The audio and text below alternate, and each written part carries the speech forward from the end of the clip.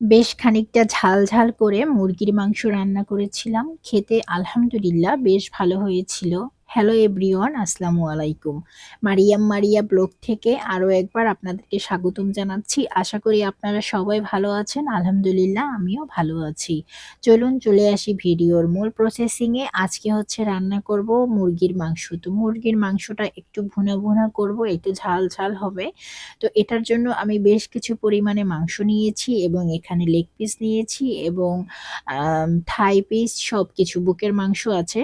তো এখানে বেশিরভাগ ক্ষেত্রে আমি এটা চিকেন ফ্রাই বানানোর জন্য রেখেছিলাম। তো দেখা গেছে যে বাবুরা একটু বড় মাংসগুলা হাতে নিয়ে টেনে খেতে চাচ্ছিল। তো এইজন্য হচ্ছে গিয়ে আমি এগুলো দিয়ে আর চিকেন ফ্রাই বানাবো না। তো লাস্ট পর্যায়ে গিয়ে হচ্ছে এখন এটাকে আমি রান্না করে ফেলবো।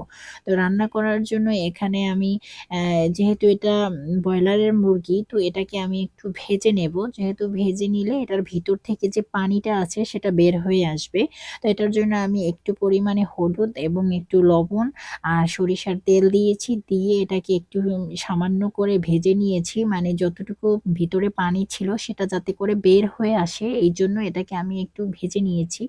এরপরে হচ্ছে এখানে আমি বাটা মসলা দিয়েছি, পেঁয়াজ, রসুন, আদা, ধনিয়া এবং জিরা, এটাকে বাটা মসলা দিয়েছি এবং তারপরে গোটা মসলা দিয়েছি, এলাচ, দারচিনি, তেজপাতা এবং লবণ স্বাদমতো দিয়ে এটাকে ভালো করে আমি কষিয়ে নিয়েছি। কষানোর পরে পাতিলটা যেহেতু একটু পুড়ে আসছিল, তাই আমি হালকা একটু পানি দিয়ে দিয়েছি। পানি দিয়ে মসলাটাকে চারপাশ থেকে নামিয়ে তারপরে আরও ভালোভাবে করে বেশ কিছুক্ষণ পর্যন্ত কষিয়ে যখন একটু মাখা হয়ে গিয়েছে, তেলটা ছেড়ে দিয়েছে, তারপরে আমি এখানে মাংসগুলোকে দিয়ে বেশ কিছুক্ষণ পর্যন্ত নাড়াচাড়া করে একেবারে ভিতরে যে পানি ভাবটা আছে সেটাকে শুকিয়ে ফেলবো। শুকানো হয়ে গেলে তারপরে এখানে আমি যতটুকু প্রয়োজন পানি লাগবে ততটুকু দিয়ে দেব। তো এই যে দেখুন, এটা কিন্তু একেবারে মাখো হয়ে গেছে, একেবারে ঝোলটা টেনে গিয়েছে এবং আমি কিছুক্ষণ পর্যন্ত কিন্তু ঢাকনা দিয়ে ঢেকে দিয়ে রেখেছিলাম, যাতে করে সম্পূর্ণ পানিটা বের হয়ে আসে এবং জালটাকে একটু মিডিয়াম আঁচে করে দিয়েছি।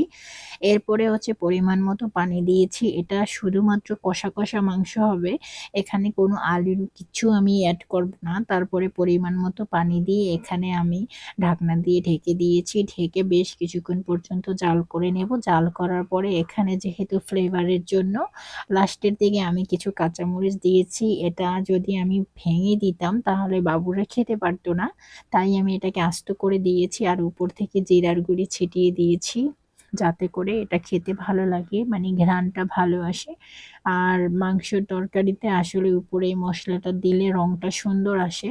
তো এভাবে করে আমি বেশ কিছুক্ষণ পর্যন্ত ঢাকনা দিয়ে জাল করতে থাকবো। যতটুকু প্রয়োজন ততটুকু রাখবো। তারপরে আমি জালটাকে বন্ধ করে দেব। এই যে খুবই আঁচে, মানে বেশি পরিমাণে জাল দিয়ে আমি এটাকে টানিয়ে নেব। টানানো হয়ে গেলে মাংসটাকে তুলে নেব। তো ভিডিওটি কেমন হয়েছে অবশ্যই কমেন্ট করে জানাবেন।